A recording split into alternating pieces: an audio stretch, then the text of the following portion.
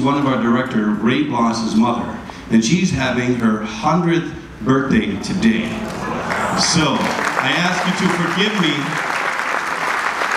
as I leave immediately after this. But you know, I thought maybe because it's Mother's Day, because she's 100 years old, I should definitely be there. But I wanted to say to you before I do that, and be here tonight, to thank all of you, and to recognize not just the officers, but of course the enlisted, the ones who go out there, who protect our country, who make us proud to be Americans, to stand up to liberty, to protect their sisters and daughters and their mothers and fathers, no matter where they live in the world, who understand that democracy is not something that is spoken, it's something that's defended. Like Colonel Gadsden. I want to thank you for being here today, sir. You honor us with your presence, and we're so proud that you love Finadeni.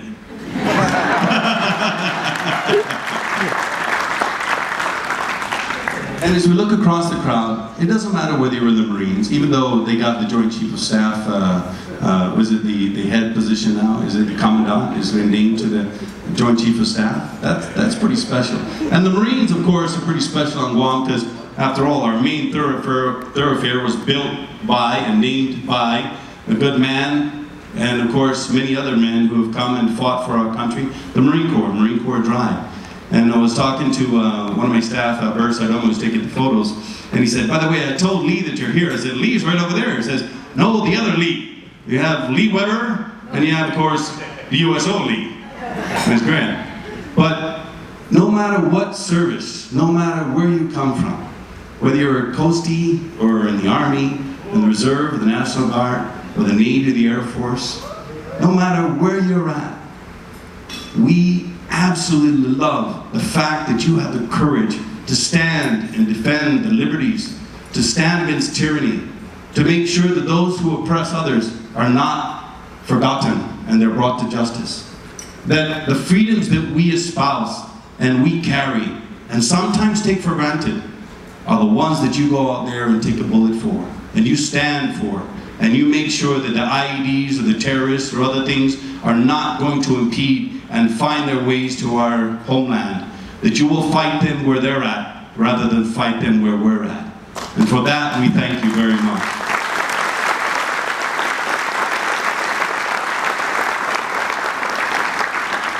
And my final thought is, on behalf of Governor Eddie Calvo, and of course First Lady Christine, my wife Notch, we cannot ever say or articulate in any language enough sufficient to explain how much we appreciate the servicemen and servicewomen. Every one of you are a great example of why our American flag continues to fly, and we're still and will continue to be the best bastion for freedom and democracy across the globe. But I want to ask you, especially the servicemen here tonight, to help me in thanking the USO itself. Thank you very much, USO, for being there for our families, for the soldiers and the sailors and the Marines and all the different branches of the military, to make sure that we're there to take care of whether they're physical or they're otherwise internal harms that may be coming, or the concerns that they have about their families when they can't see them or speak to them when they're abroad or when they're in training or they're in transit.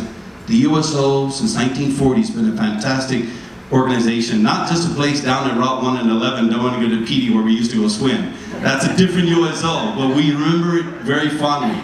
But thank you, USO, for being part of our community, part of our country, and frankly, part of our culture. Thank you very much. Have a good night.